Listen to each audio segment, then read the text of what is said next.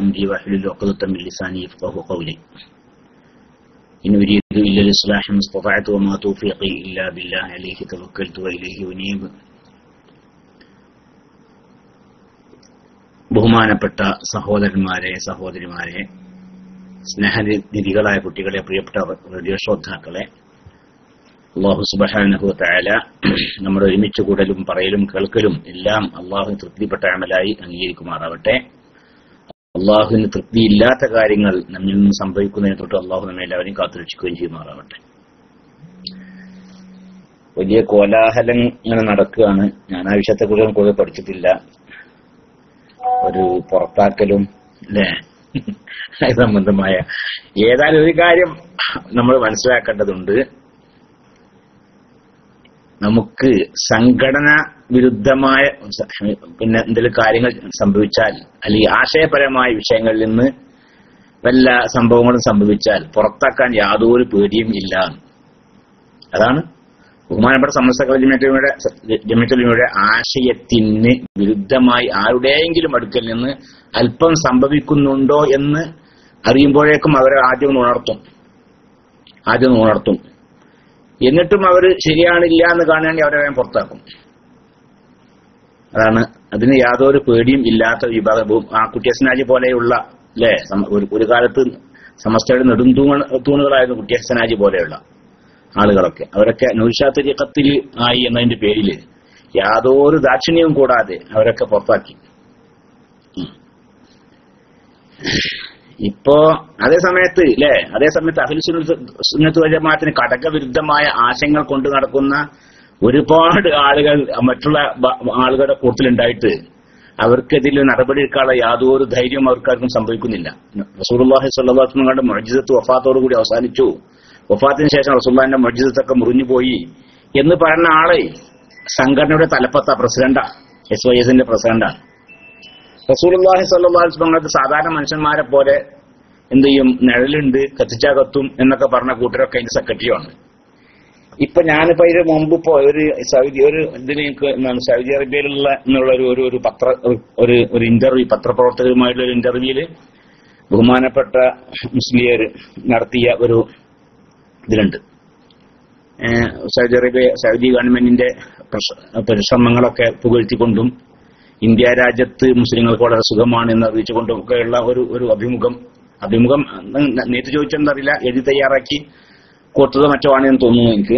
അതനുസരിച്ച് അതിലുണ്ട് വഅദുല്ലാഹ സുബ്ഹാനഹു വ തആല അൻ യുവഫിഖ ഖാദിമൽ ഹറമൈനി അലാ ജുഹൂദിഹി ഫി റാഹത്തി ഹജ്ജാജ് ബൈത്തുല്ലാഹിൽ ഹറാം വസുവാരി മസ്ജിദ് റസൂലിഹി ബിൽ മദീനത്തിൽ മുനവ്വറ.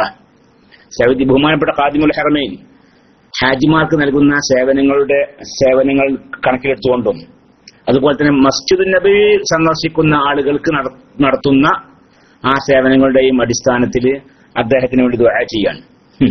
ഇത് ആരുടെ ശൈലി? എന്റെ പ്രിയപ്പെട്ട സഹോദരങ്ങളറിയില്ലേ അല്ലേ?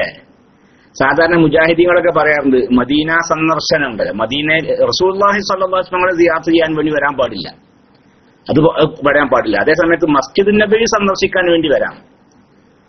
കാരണം ലാ തുശദ്ദു റിഹാലു ഇലാ സലാസത്തി മസാജിദാണ്. 3 പള്ളിയിൽ സന്ദർശിക്കാനല്ലാതെ 3 പള്ളികൾക്കല്ലാതെ പിന്നെ യാത്ര പോകാൻ പാടില്ല. ഒരു തീർത്ഥാടന യാത്ര ഉണ്ടല്ലോ, അത് 3 പള്ളികളിലേക്ക് അല്ലാതെ പാടില്ല എന്ന് പിന്നെ ആ ഹദീസിന്റെ അടിസ്ഥാനത്തിൽ ഇബ്നു തൈമിയ്യാണ് ലോകത്ത് ആദ്യമായിട്ട് പറഞ്ഞത്. ഏത്? അപ്പൊ മറ്റുള്ള സിയാറത്തിന് വേണ്ടിയുള്ള സന്ദർശനം പാടില്ലാത്തതാകുന്നു. അപ്പോൾ ഒരാൾ റസൂലുള്ളാഹി സ്വല്ലല്ലാഹു അലൈഹി വസല്ലം തങ്ങളെ സിയാറത്ത് ചെയ്യാൻ വേണ്ടി മദീനയിലേക്ക് പോകാൻ പാടില്ല. അതേസമയത്ത് മസ്ജിദ് നബവിയിൽ നിസ്കരിച്ചാൽ മറ്റുള്ള പള്ളികൾ നിസ്കരിക്കുന്നതിനേക്കാളും 1000 ഇരട്ടി പ്രതിഫലമുണ്ട്. അപ്പൊ അതിനുവേണ്ടി പോവാം. മറ്റുള്ള പള്ളി വെച്ച് നിസ്കരിക്കുന്നതിനേക്കാളും 1000 ഇരട്ടി പ്രതിഫലമുണ്ട് മസ്ജിദ് നബവിയിൽ നിസ്കരിച്ചാൽ. അപ്പൊ മസ്ജിദ് നബവിയിൽ നിസ്കരിക്കാൻ വേണ്ടി പോവാം. അങ്ങനെ മസ്ജിദ് നബവിയിലേക്ക് പോയാൽ പിന്നെ അവിടെ പിന്നെ എന്ത് ചെയ്യാം, സിയാറത്ത് ചെയ്യാം. അതല്ലാതെ സിയാറത്ത് ഉദ്ദേശിച്ചുകൊണ്ട് പോവാൻ പാടില്ല. അതുകൊണ്ട് തന്നെ ഈ മക്കയിലെ പിന്നെ വഹാബികളൊക്കെ പിന്നെ ആ സുവാർ പിന്നെ മസ്ജിദിഹി സല്ലല്ലാഹു അലൈഹി വസല്ലം അങ്ങനെ പറയുള്ളൂ, ഖബ്രിഹി സല്ലല്ലാഹു അലൈഹി വസല്ലം പറയില്ല. റസൂലുള്ളാഹിന്റെ ഖബർ സിയാറത്തിന് വേണ്ടി വന്നവർ എന്ന് പറയില്ല. പിന്നെയോ മദീന പള്ളി സന്ദർശിക്കാൻ വേണ്ടി വന്നവർ എന്നേ പറയുള്ളൂ. അതേ ശൈലിയാണ് മൂപ്പർ സ്വീകരിച്ചിരിക്കുന്നത്. എന്താണ് വഅദുല്ലാഹ സുബ്ഹാനഹു വ തആല أن يوفق خادم الحرمين على جهوده في راحة حجاج بيت الله الحرام. മസ്ജിദുൽ ഹറാമിൽ ഹജ്ജിന് വരുന്ന അവരുടെ സന്തോഷ സുഖകരമായ കാര്യങ്ങൾക്ക് വേണ്ടി ബഹുമാനപ്പെട്ട ഖാദിമുൽ ഹറമൈനി പ്രവർത്തിക്കുന്ന പ്രവർത്തനങ്ങളുടെ പേരിൽ എന്ത് ചെയ്യണം? അദ്ദേഹം ദുആ ചെയ്യാണ്. പിന്നെയോ വസുവാരി മസ്ജിദ് റസൂലിഹി ബിൽ മദീനത്തിൽ മുനവ്വറ, മദീനത്തുൽ മുനവ്വറയിലെ റസൂലുള്ളാഹിന്റെ മസ്ജിദ് സന്ദർശിക്കാൻ വരുന്നവർക്കും ഖബർ സന്ദർശിക്കാൻ വരുന്നവർക്കും എന്നല്ല, വല്ലാത്തൊരു എന്താണ് എവിടെ എത്തിവരൊക്കെ നോക്കണം. അപ്പൊ ഒരാള് ഇബ്നു തൈമിയയുടെയും മുഹമ്മദ് അബ്ദുൽ വഹാബിന്റെയും ആ വിഷയത്തിലുള്ള ആശയത്തിന്റെ അടിസ്ഥാനത്തിൽ നിന്നുകൊണ്ടുള്ള സംസാരം, മറ്റൊരാള് മൊയ്ജസ് മുറിഞ്ഞുപോയി എന്നുള്ള സംസാരം, മറ്റൊരാൾ റസൂലുള്ളാഹി സാധാരണ മനുഷ്യന്മാരെ പോലെ നേലും ഉള്ള ആളാണ്, കത്തിച്ചാൽ റസൂലുള്ളാഹിന്റെ ശരീരത്തിന്റെ ഭാഗം കത്തിച്ചാൽ കത്തും എന്നൊക്കെ വാദിക്കുന്ന ഒരാള്. ഇവരൊക്കെ പ്രസിഡന്റും സെക്രട്ടറിയുമായി കൊണ്ടുള്ള തനിച്ച ഒരു വഹാബി സംഘടന എന്ന് വേണമെങ്കിൽ പറയാം. അതിനെ കുറിച്ച് തനിച്ചൊരു വഹാബി സംഘടന അതല്ല. എന്നിട്ട് ഇതൊക്കെ പറഞ്ഞ ആളുകളെ അപ്പൊ ആ സംഘടനയുടെ ഉള്ളിലാണ് ഒരു രാഷ്ട്രീയ പാർട്ടിനെ കുറിച്ച് സാധാരണ പറയാറുണ്ട്. ആ പാർട്ടിന്റെ പേരോട് ഞാൻ പറഞ്ഞില്ല. അതിൽ ചേരാൻ എന്റെ പ്രയാസം, അതിൽ നിന്ന് പുറത്തു പോകാനാ പ്രയാസം. ഇന്ത്യ രാജ്യത്ത് പ്രവർത്തിക്കുന്ന ഒരു രാഷ്ട്രീയ പാർട്ടിയാണ്, അതിനെക്കുറിച്ച് അങ്ങനെ പറയാറുണ്ട്. അതിൽ ചേരാനല്ല വിഷമം, പിന്നെ അതിൽ ചേർന്നാൽ പിന്നെ പുറത്തു പോകാനാ വിഷമം. എന്ത് ചെയ്താലും പുറത്തു പോകൂല എന്ന് പറയാറുണ്ട്. പിന്നെ ബഹുമാനപ്പെട്ട ഹമീദ് ഫൈദി അദ്ദേഹത്തെ അറിയുന്ന ആളുകൾക്കൊക്കെ അറിയാം. അദ്ദേഹത്തിന്റെ ജീവിതം വളരെ പരിശുദ്ധമാണ്. അതിൽ ആർക്കും ഒരു സംശയം ഉണ്ടാവില്ല. എനിക്കറിയാം, അദ്ദേഹവുമായി വളരെ അടുത്ത് ഇടപഴകുന്ന ഒരു വ്യക്തിയാണ് ഞാൻ. അദ്ദേഹവുമായി എപ്പോഴും ബന്ധപ്പെടാറുണ്ട്. അദ്ദേഹം ഇവിടെ വന്നാൽ ഇവിടെ വരാറുണ്ട്. പിന്നെ കൂടുതൽ നേരം എല്ലാ വിഷയങ്ങളും സംസാരിക്കാറുണ്ട്, പിന്നെ ചർച്ച ചെയ്യാറുണ്ട്. അങ്ങനത്തെ വളരെ ബന്ധപ്പെട്ട ഒരാളാണ് ഞാൻ. അദ്ദേഹത്തിന്റെ വ്യക്തി ജീവിതത്തെ കുറിച്ച് എനിക്ക് നന്നായിട്ട് അറിയാം. എനിക്ക് മാത്രമല്ല, അദ്ദേഹത്തെ കുറിച്ച് അറിയുന്ന ആളുകൾക്കൊക്കെ അറിയാം. ഇന്ന് നമ്മുടെ അൻസാർ മാഷ് പറഞ്ഞല്ലോ അല്ലെ, ഇന്നലെ മറ്റേ സംസാരത്തിൽ അൻസാർ മാഷ് അല്ലെ, അദ്ദേഹവുമായി ബന്ധപ്പെട്ടപ്പോൾ ഒരു മനുഷ്യന്റെ കൂടെയാണ് കൂടിയിരിക്കുന്നത് എന്ന് ബോധ്യപ്പെട്ടു എന്ന്. അതന്നെയാണ് അതിന്റെ സ്ഥിതി. അതിനാണ് സ്ഥിതി. വളരെ പരിശുദ്ധമായ ജീവിതം. സാധാരണ പല ആളുകളെ കുറിച്ചും ആക്ഷേപിക്കാൻ ഇടവരുന്ന ഒരു കാര്യവും അദ്ദേഹത്തിന്റെ അടുത്ത് ഉണ്ടായിട്ടില്ല. പല ആളുകളെ കുറിച്ചും ഒരു മോശമായ ചില ആരോപണങ്ങളൊക്കെ ഉണ്ടാവാറുണ്ടല്ലോ. അങ്ങനത്തെ ആരോപണങ്ങൾ, സാമ്പത്തികമായ ആരോപണം ആവട്ടെ, വേറെ രീതിയിലുള്ള ആരോപണമാവട്ടെ, അങ്ങനത്തെ യാതൊരു ആരോപണത്തിന് വിധേയനാവാത്ത, എന്നാൽ ആരെയും കൂഷൻ ചെയ്യൂല. അതാണ്, ആരെയും കൂഷൻ ചെയ്യൂല. അപ്പൊ അതല്ലേ അല്ലേ, അതാണ് ആരെയും കൂഷൻ ചെയ്യുക. സത്യമാണെന്ന് എന്ന കാര്യം ബോധ്യപ്പെട്ടാൽ അത് വിളിച്ചു പറയാൻ യാതൊരു ഒരു മടിയും ഇല്ലാത്ത ആളാണ്. പണ്ട് മുടിന്റെ വിഷയം അങ്ങനെ തന്നെയാണല്ലേ, മുടിന്റെ വിഷയം അങ്ങനെ തന്നെയാണ്. അദ്ദേഹത്തിന്റെ ഒരു സുഹൃത്ത് പറഞ്ഞു അബുദാബിയിൽ ഒരു മുടി ഉണ്ട് എന്ന്. ഒരു മുടി എന്നാ പറഞ്ഞത്. ആ സുഹൃത്താണെങ്കിലോ സത്യം പറഞ്ഞ ആളാണെന്ന് ഹമീദ് ഫൈസിക്ക് അറിയുകയും ചെയ്യും. അപ്പൊ അങ്ങനെ എന്ത് ചെയ്തു, അദ്ദേഹം ഉണ്ടെന്ന് പറഞ്ഞു. ഒരു മുടി എന്നാണ് അദ്ദേഹം പറഞ്ഞത്. പിന്നീട് അദ്ദേഹത്തിന് ബോധ്യപ്പെട്ടു പിന്നീട് അദ്ദേഹത്തിന് ബോധ്യപ്പെട്ടു, അല്ല, അവിടെ ഒരു മുടിയല്ല, 10 അല്ല, 100 അല്ല, 1000 അല്ല, 10,000 കണക്കിന് മുടികൾ അടങ്ങുന്ന കെട്ടുകളാണ് അവിടെ ഉള്ളത് എന്നൊക്കെ പിന്നീട് അദ്ദേഹത്തിന് ബോധ്യപ്പെട്ടു. പിന്നെ അതിന്റെ ഉറവിടം എവിടെയെന്നൊക്കെ അതും ബോധ്യപ്പെട്ടു. അപ്പൊ ആ കാര്യം അദ്ദേഹം പറഞ്ഞു, ഞാൻ ആദ്യം ഇങ്ങനെ പറഞ്ഞു പോയല്ലോ, ഇനിയിപ്പോ അങ്ങനെ തിരുത്തുക എന്നല്ല. അദ്ദേഹത്തിന് ബോധ്യപ്പെട്ട ആ സത്യം വിളിച്ചു പറയാൻ യാതൊരു മടിയും ഇല്ലാത്ത വ്യക്തിയാണ്. അമ്പലക്കടവിനെ എന്തുകൊണ്ട് ഒഴിവാക്കി, പിന്നെ എന്തിനാ, അതെന്താണെന്ന് അറിയില്ല, അതൊന്നൊരു വിഷയമല്ല. അമ്പലക്കടവിനെ സെക്രട്ടറി സ്ഥാനം ഒഴിവാക്കിയാലും ഇല്ലെങ്കിലും അത് സംഘടനാപരമായ എന്തെങ്കിലും വിഷയങ്ങളായിരിക്കും. ഇനി ഒഴിവാക്കിയാൽ അദ്ദേഹം സമസ്തക്കാരൻ തന്നെ. അദ്ദേഹം നാളെ മറ്റന്നാൾ നമുക്ക് ഇനിയും കറങ്ങി നോക്കിക്കൊണ്ടും നിങ്ങളെ എതിർത്തുകൊണ്ടും സമസ്തയുടെ ആശയത്തെ ഉയർത്തിപ്പിടിച്ചുകൊണ്ടുള്ള സ്റ്റേജുകളിൽ അദ്ദേഹം ഇനിയും ഉണ്ടാവും ഇൻഷാ അല്ലാഹ്.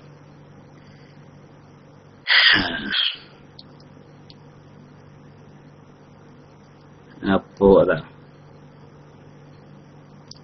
അദ്ദേഹം ഒരു രാഷ്ട്രീയക്കാരനല്ല, അതന്നെ രാഷ്ട്രീയക്കാരനല്ല. ഇവർക്കല്ല അമ്മ റഹ്മാനോ റഹീമോ എന്നതല്ലേ എന്താണ് പറഞ്ഞത് കൊണ്ട് അമ്മക്ക് മരണമില്ല, അമ്മ എന്താണ് കരുണാനിധിയോ കരുണാവാരിധിയാണോ എന്തൊക്കെ പറഞ്ഞ ആളുണ്ടല്ലോ, ആ ആളും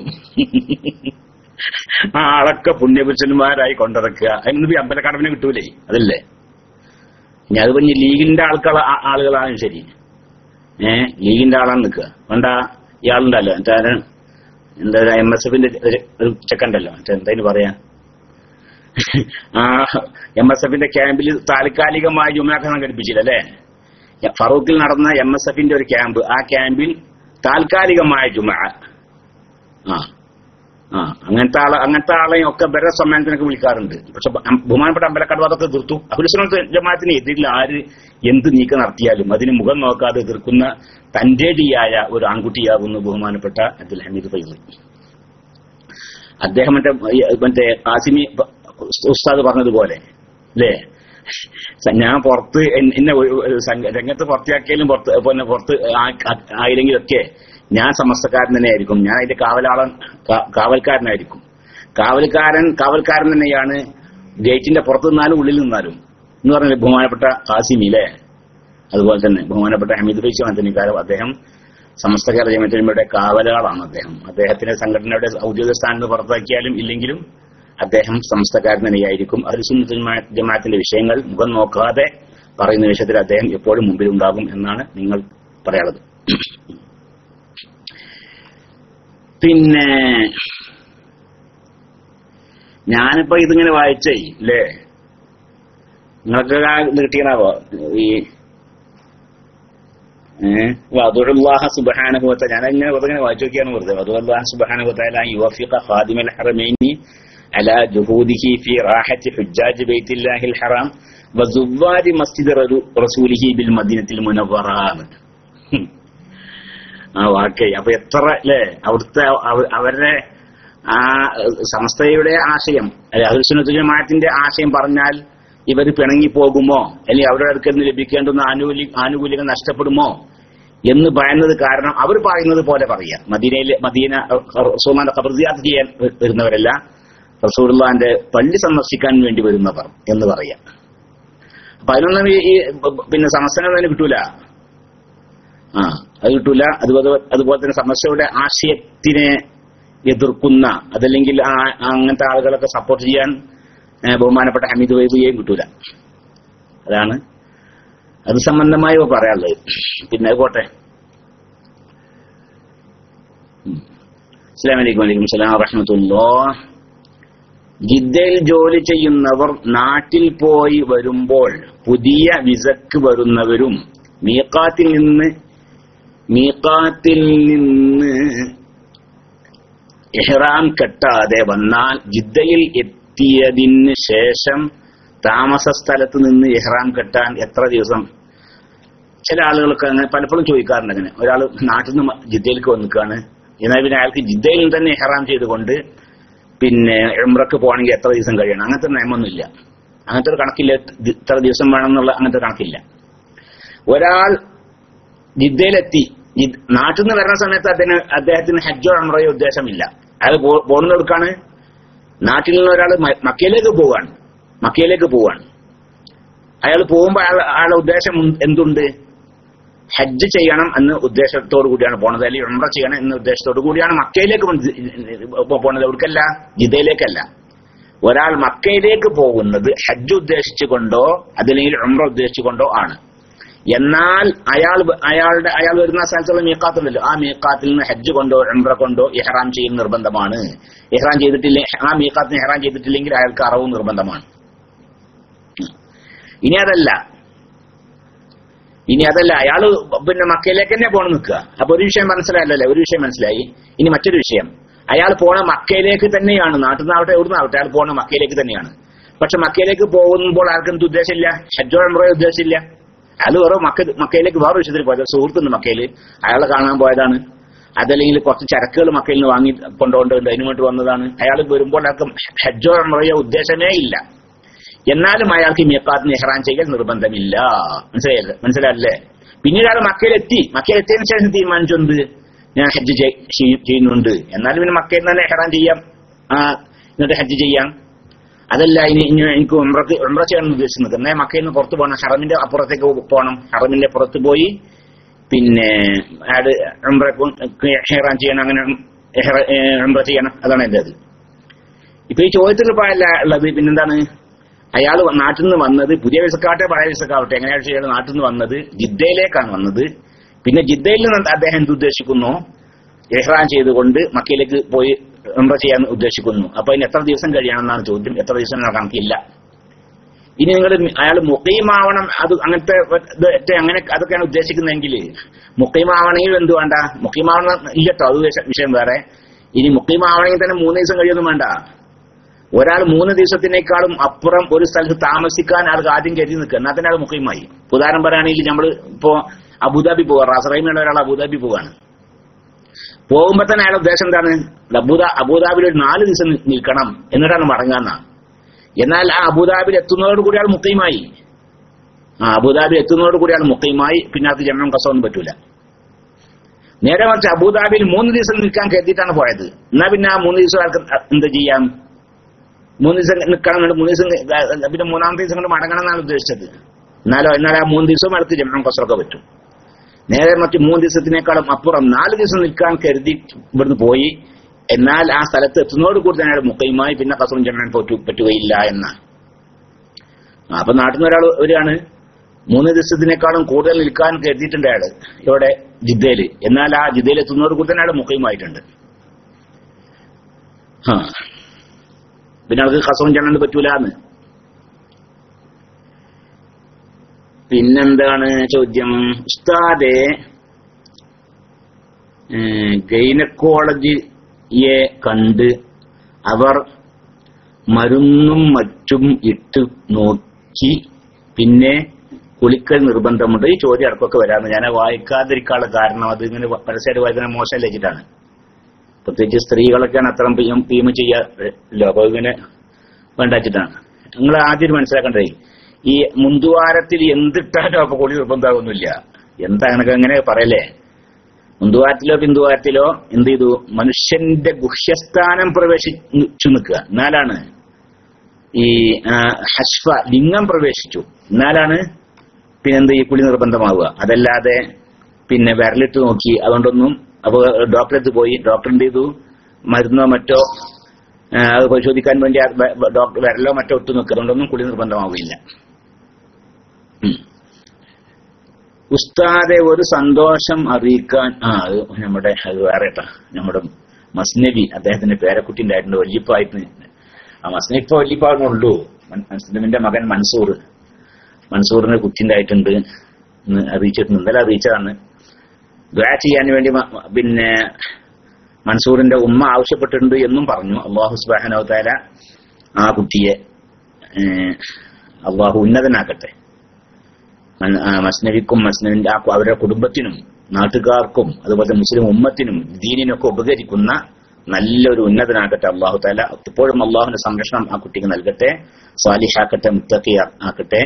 അല്ലാഹുവിനെ ഭയപ്പെട്ടുകൊണ്ട് ജീവിക്കുന്ന മുസ്ലിം ഉമ്മത്തിന് ഉപകാരം ചെയ്യുന്ന നല്ല ഒരു സാലിഹായ മനുഷ്യനാക്കട്ടെ. ആമീൻ. സല്ലല്ലാഹു അലൈഹി വസല്ലം മുഹമ്മദിൻ വഅലിഹി വസഹ്ബിഹി അജ്മഈൻ.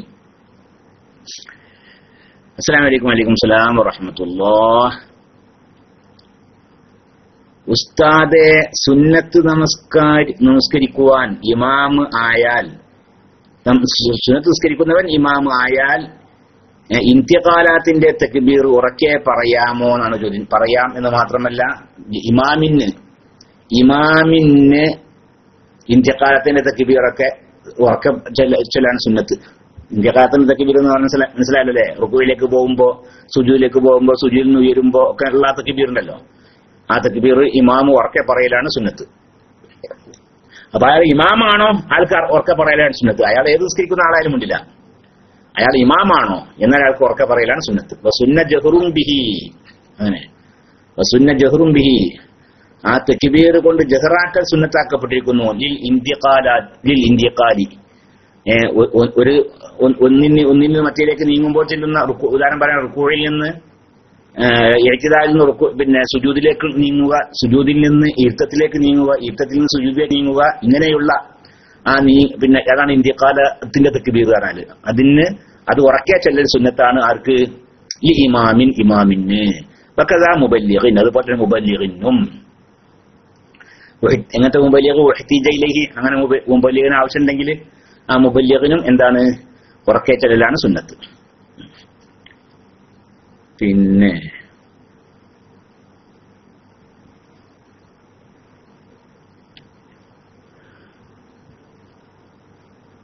അസ്സലാമു അലൈക്കും. വലൈക്കും അസ്സലാം വറഹ്മത്തുള്ളാഹി. എന്റെ ഉപ്പാന്റെ 22ാം ആണ്ടാണ് ദുആ ചെയ്യണം. അല്ലാഹു സുബ്ഹാനഹു വ തആല ഉപ്പാക്ക് മഗ്ഫിറത്തും റഹ്മത്തും പ്രദാനം ചെയ്യട്ടെ. അവരുടെ ഖബർ ജീവിതം അല്ലാഹു റാഹത്തിലും സന്തോഷത്തിലും ആക്കി കൊടുക്കട്ടെ. അവർ ചെയ്ത സ്വാലിഹ അമലുകളൊക്കെ പടച്ചവൻ സ്വീകരിക്കട്ടെ. അവരുടെ തെറ്റുകുറ്റങ്ങളൊക്കെ അല്ലാഹു പുറത്തു കൊടുക്കട്ടെ. ആമീൻ. വസല്ലല്ലാഹു അലാ സയ്യിദിനാ Muhammad. Coming soon Ambalakkadavu group. അത് നിങ്ങൾ പ്രതീക്ഷിക്കണ്ടട്ടാ. അങ്ങനക്കാരെ പൂതിണ്ടെങ്കിലേ, അങ്ങനെ ഒരു പൂതിണ്ടെങ്കിലേ അത് എന്തായാലും കുറച്ച് വെള്ളം വാങ്ങിക്കുന്നല്ല എന്ന് പറഞ്ഞില്ലേ. അത് കുറച്ചു കാലം കാസിമിനെ കൊണ്ടിറക്കാൻ ഒരുങ്ങില്ലേ. കുറച്ചു കാലേ കാസിമിനെ ന്യായീകരിച്ചുകൊണ്ട് കാസിം അങ്ങനല്ലേ അങ്ങനല്ലേ അല്ലേ, ആ കാസിമിന്റെ അത്ര നല്ല മനുഷ്യണ്ടായിരുന്നില്ല. കാസിമി ആരെ വിവേകയുടെ മനുഷ്യനാണ്. അയാള് വിവേകിയായ മനുഷ്യനാണ്. കാസിമിയെ പുറത്താക്കിയപ്പോൾ, കാസിമിയെ സംഘടനാ രംഗത്ത് നിന്ന് പുറത്താക്കിയപ്പോൾ അന്ന് തുടങ്ങിയ ശ്രമമാണ് ആദ്യം കാസിമി വീണ്ടും സംഘടനയിലേക്ക് തിരിച്ചു വരുവാൻ. സംഘടനയിലേക്ക് തിരിച്ചു വരുന്ന അദ്ദേഹം ശ്രമം നടത്തും. കാരണം ബഹുമാനപ്പെട്ട സമസ്തക്കാരെ എഴുമ എന്നുള്ളത് അതൊരു ഒരു സംഘടന അല്ല എന്നാ കാസിമി എപ്പോഴും പറയാറുണ്ട്. അതൊരു സംഘടന അല്ല, അതൊരു ആശയമാണത്. അത് ദീനാണ്. പിന്നെ സംഘടന, അതൊരു സംഘടന എന്ന് പറയാൻ പറ്റില്ല അതിനെ കുറിച്ച്. അതൊരു ദീനാണ്. അപ്പൊ അതിന്ന് അതിന്റെ പ്രവർത്തന രംഗത്ത് നിന്ന് ചിലപ്പോൾ അതിന്റെ ഈ സംഘടനയുടെ ചില നിയമങ്ങളും മറ്റൊക്കെ ഉണ്ടല്ലോ, അതിന്റെ അടിസ്ഥാനത്തിൽ ചിലപ്പോൾ ആളെ പുറത്താക്കിയേക്കാം, ഒക്കെ ശരി തന്നെയാണ്. പക്ഷെ അതേസമയത്ത് അതൊരു ആശയമാണ്. ആ ആശയത്തിൽ എപ്പോഴും അതിന്റെ ആളുകൾ ഉണ്ടാകും. ജമാഅത്തിൽ കുറച്ച് വിശ്വസിക്കുന്ന ആളുകൾ എപ്പോഴും ആ ആശയത്തിലുണ്ടാകും. ആ ആശയം പ്രചരിപ്പിക്കുന്ന വിഷയത്തിന്മാർ എപ്പോഴും മുമ്പിലുണ്ടാകും. അതുകൊണ്ട് ഇൻഷാ അല്ലാഹ് ബഹുമാനപ്പെട്ട ഹമീദ് ഫൈളി അഹ്ലുസുന്നത്തുൽ ജമാഅത്തിന്റെ കർമ്മഭടനായി എപ്പോഴും ഉണ്ടാകും. അതായത് ബഹുമാനപ്പെട്ട സംസ്ഥയുടെ പ്രവർത്തനമായിക്കൊണ്ട് തന്നെ. ഉസ്താദെ, ഞാൻ ജോലി ചെയ്യുന്നത് നിന്നും ആൾക്കാരെ ഫിനിഷ് ചെയ്യുകയാണ്, ദുആ ചെയ്യണം. അതിലൊന്നും ബേജാറാണ്ട്. അല്ലാഹു സുബ്ഹാനഹു വ തആല ഖൈറായ ജോലിയും മാന്യമായ ശമ്പളവും അതിൽ ബർക്കത്തും നിങ്ങൾക്ക് എപ്പോഴും പ്രദാനം ചെയ്യട്ടെ. ആ ജോലി അല്ലെങ്കിൽ വേറെ ജോലി അത് നമുക്ക് വിഷയമല്ലല്ലോ അല്ലേ. ചിലപ്പോൾ അതിനേക്കാളും ഖൈറായ ജോലിക്കാരൻ വേറെ കിട്ടുക. അതെ, നമുക്കൊക്കെ അനുഭവമാണ്. അപ്പൊ എനിക്കൊരു ജോലി പോയി പണ്ട് കുറച്ച് മുമ്പ്. അന്ന് ഞാൻ ആകെ വിഷമിച്ചിരുന്നു, പടച്ച റബ്ബേ ഇനി എന്താ ചെയ്യാന്നുള്ളത്. അപ്പൊ അല്ലാഹു സുബ്ഹാനഹു വ തആല അതിനേക്കാളും റാഹത്തുള്ള സ്ഥലത്ത് അതിനേക്കാളും കുറെ ഇരട്ടി, കുറച്ച് അത് പറയാൻ കഴിയില്ലല്ലേ, കുറെ ഇരട്ടി ശമ്പളമുള്ള ഒരു ജോലിയാ പിന്നെ കിട്ടിയത്. അതിനേക്കാളും ഇരട്ടിയല്ല, ഇരട്ടിന്റെ ഇരട്ടിയല്ല, അതിന്റെ ഇരട്ടിയല്ല, അതിനേക്കാളും കുറെ ഇരട്ടി ശമ്പളവും പിന്നെ നല്ല സുഖ സ്ഥലവും ഒക്കെ ആയിട്ടുള്ള ജോലിയാണ് പിന്നെ അള്ളാഹു തആല തന്നത്. പക്ഷെ അന്ന് നമുക്കൊരു വിഷമങ്ങൾ പഠിച്ചോനെ ഇനി എന്താ ചെയ്യാന്നൊക്കെ ഉണ്ടാകും. അതല്ല, അള്ളാഹു സുബ്ഹാനഹു വ തആലക്കല്ലേ ഖൈർ അറിയുക. അപ്പൊ അള്ളാഹു സുബ്ഹാനഹു വ തആല ഖൈർ എപ്പോൾ നിങ്ങൾക്ക് നൽകട്ടെ. ഖൈറായ ജോലിയും അതുപോലെ തന്നെ അതിൽ ബർക്കത്തും അതിൽ റാഹത്തും സന്തോഷവും അള്ളാഹു പ്രദാനം ചെയ്യട്ടെ. ആമീൻ. സല്ലല്ലാഹു അലൈഹി വസല്ലം മുഹമ്മദ്. ഉസ്താദെ, സ്ത്രീകൾക്ക് സംയോഗം കൊണ്ടല്ലാതെ കുളി നിർബന്ധമാകുമോ? ചില ചിന്തകളിൽ നിന്നൊക്കെ ഉണ്ടാകുന്ന സുഖം കൊണ്ട് ചിന്തകളിൽ ഉണ്ടാകുന്ന സുഖം കൊണ്ടൊന്നും ഒന്നും അല്ല പിന്നെ കുളി നിർബന്ധമാവൂല. ചിന്തിച്ചു സ്ഖലനമുണ്ടായി നിൽക്കുക, ഇന്ദ്രിയം പുറപ്പെട്ടു. എന്നാൽ സ്ത്രീ ആവട്ടെ പുരുഷനാവട്ടെ കുളി നിർബന്ധമാണ്. സ്ത്രീ ആവട്ടെ പുരുഷനാവട്ടെ അത് പുറപ്പെടുവോ ഇല്ല അതൊക്കെ വിഷയമാണ്. പുറപ്പെട്ടു നിൽക്കുക അല്ലേ. ഒരു സ്ത്രീക്ക് എന്ത് സ്ത്രീ ചിന്തിച്ചു, വികാരപരമായി ചിന്തിച്ചു, അവൾക്ക് എന്ത് ചെയ്തു, ഇന്ദ്രിയം പുറപ്പെട്ടു നിൽക്കുക. എന്നാൽ കുളി നിർബന്ധമാണ്. ഇതുപോലെ പുരുഷന് നിർബന്ധമാകുന്നത് പോലെ തന്നെ അതുപോലെ സംയോഗം കൊണ്ട് മാത്രമല്ല. അപ്പൊ അങ്ങനെയൊക്കെ ഇന്ദ്രിയം പുറപ്പെട്ടാലും കുളി നിർബന്ധമാകും.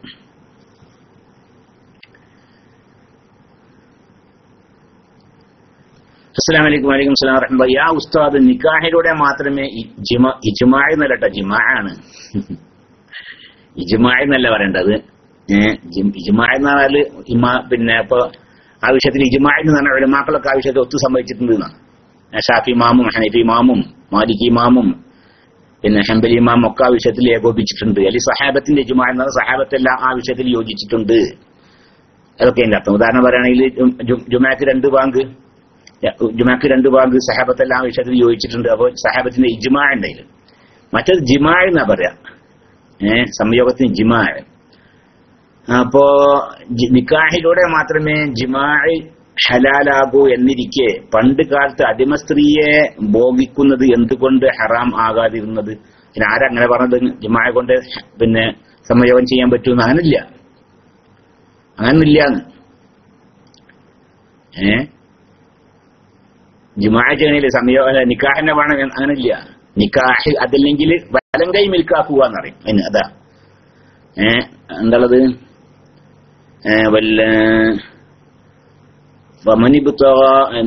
والذين هم لفروجهم حافظون إلا على أزواجهم أو ما ملكت أيمانهم إلا على أزواجهم നിങ്ങളുടെ ഇണകളുമായി ബന്ധപ്പെട്ടു, നിങ്ങളുടെ ഭാര്യമാരുമായി ബന്ധപ്പെട്ടു. ഔ മാ മലക്കത്ത് ഐദീഹിം, അതിൽ നിങ്ങളുടെ ഉടമസ്ഥതയിലുള്ള, അത് ഉടമയായാൽ മതി. ഒന്നുകിൽ ഭാര്യയാവുക, അതിൽ ഉടമയാവുക, രണ്ടാമൊന്നും മതി. ഒന്നുകിൽ ഭാര്യയാവുക, അതിൽ നിങ്ങളുടെ ഉടമസ്ഥതയിൽ ഉള്ളവളാവുക, അവളെയും എന്ത് ചെയ്യാം. അപ്പൊ നിക്കാഹ് കൊണ്ടേ സംയോഗം പറ്റൂ എന്നൊന്നും ഒരു നിയമമില്ല. നിക്കാഹോ അതല്ലെങ്കിൽ ഉടമസ്ഥതയോ രണ്ടാളുണ്ടായാൽ മതി, സംയോഗം ചെയ്യാവുന്നതാണ്. പിന്നെ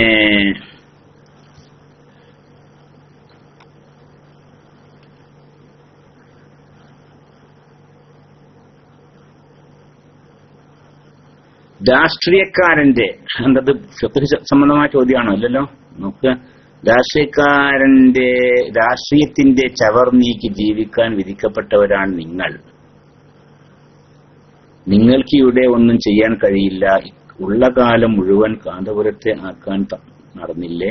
എന്നിട്ട് എന്ത് കിട്ടി? ഫൈസി അല്പമെങ്കിലും നാണവും മാനവും ബാക്കിയുണ്ട്. രാഷ്ട്രീയത്തിന്റെ അമ്മിയിൽ നിന്ന് വാല് വലിച്ചെടുത്ത് പുറത്തു വരൂ, ദീനു വേണ്ടി പ്രവർത്തിക്കൂ. നമ്മളത്ര സ്വാതന്ത്ര്യ അല്ലെ? സമസ്തന്റെ ആളുകൾ അത്ര സ്വാതന്ത്ര്യമായ ആളുകൾ ആരാ ഉള്ളത് ആ വിഷയത്തിലൊക്കെ? ആരാ ഉള്ളത്? അത്രേ ഇതാണല്ലേ. ഈ സമ്പത്തിന് വളരെ പ്രാമുഖ്യം നൽകുക, അതിൽ അല്ലെങ്കിൽ അധികാരമോഹം ഉണ്ടാവുക, ഇങ്ങനത്തെ ആളുകൾ എപ്പോഴും അടിമകളായി മാറുന്ന. അവരുടെ ആശയം നല്ല രീതിയിൽ പ്രകടിപ്പിക്കാൻ അവർക്ക് സാധിക്കില്ല. അതുകൊണ്ടാണല്ലോ ഇപ്പൊ സൗദി അറേബ്യ പോയിട്ട് റസൂലുള്ളാഹി സ്വല്ലല്ലാഹു അലൈഹി വസല്ലം തങ്ങളുടെ ഖബർ സിയാറത്ത് ചെയ്യാൻ വരുന്ന ആളുകൾക്ക് സൗകര്യം ചെയ്തു കൊടുക്കുന്ന വിഷയത്തിൽ ഖാദിമുൽ ഹറമൈൻ അഭിനന്ദിക്കുന്നു പറഞ്ഞില്ലല്ലോ. പറയാനുള്ള ധൈര്യം വരണില്ല. പിന്നെന്താ പറയാനുള്ളൂ? സാധാരണ വിചാരികൾ പറഞ്ഞ പോലെ തന്നെ മദീന പള്ളി സന്ദർശിക്കാൻ വരുന്ന ആളുകൾക്ക് ഉസ്താദ് അവറുകൾ എഴുതിക്കണത്, ഉസ്താദ് അവറുകളുടെ അഭിമുഖത്തിലുള്ളത്. അപ്പൊ നമ്മളതല്ല, നമുക്കപ്പോ എവിടെയും അങ്ങനത്തെ പോയിരുന്നില്ലല്ലോ. പണ്ട് കാര്യമായ വലിയൊരു മുതലാളിയിലെ, ചെറിയ മുതലാളെ പേര് പറഞ്ഞ മോശം ഉണ്ടാവുമല്ലോ അല്ലേ? ഒരു വലിയൊരു മുതലാളി ചെറിയ മുതലാളി എന്നല്ല, കോടാനുകോടി സമ്പത്തുള്ളൊരു വലിയൊരു മുതലാളി ബഹുമാനപ്പെട്ട ചെറുശ്ശേരിനോട് പറഞ്ഞത് നമുക്ക് ഇതൊക്കെ ഒന്ന് ഒന്നാക്കണം എന്ന്. ഈ ഇതൊക്കെ ഒന്ന് ഒന്നാക്കണം. അപ്പൊ തന്നെ ചെറുശ്ശേരി പറഞ്ഞത് അത് രണ്ടാക്കിയോട് പോയി പറയുന്നു. നമുക്കിതൊക്കെ ഒന്നാക്കണം, അപ്പൊ രണ്ടാക്കിയോട് പോയി പറയുന്നു. എന്താണ് അത് പറയാനൊക്കെ അങ്ങനത്തെ അത്രയും ധൈര്യമായി പറയാൻ എന്തുകൊണ്ട് സാധിച്ചു? അതിപ്പോ അയാള് മുതലാളിയാണെങ്കിൽ അയാൾ ജീവിച്ചോട്ടെ, അതേറ്റ്. അയാൾ വലിയ മുതലാളിയാണ്, അയാളോട്ട് ജീവിച്ചോട്ടെ. അതുകൊണ്ട് ഇപ്പൊ നമ്മക്കൂടെ എന്തായാലും ചിന്തയാണ് അല്ലേ? അപ്പൊ അങ്ങനെയൊക്കെ പറയാൻ ധൈര്യം ഉണ്ടാവും. അതുപോലെ തന്നെയാണിത്. അപ്പൊ രാഷ്ട്രീയക്കാരുടെയോ അതിൽ ധനാഢ്യരുടെയോ പിന്നെ ചെൽപ്പടിക്ക് അനുസരിച്ച് ജീവിക്കുന്ന വിഭാഗമല്ല ബഹുമാനപ്പെട്ട ഹമീദ് ഫൈസിയും അതുപോലത്തെ സമസ്തന്റെ ആരും. അതുകൊണ്ടാണ് ഇങ്ങനൊക്കെ ഇത്രയും ധൈര്യമായി ഓരോ കാര്യങ്ങൾ ചെയ്യാനും പറയാനും ഒക്കെ സാധിക്കുന്നത്.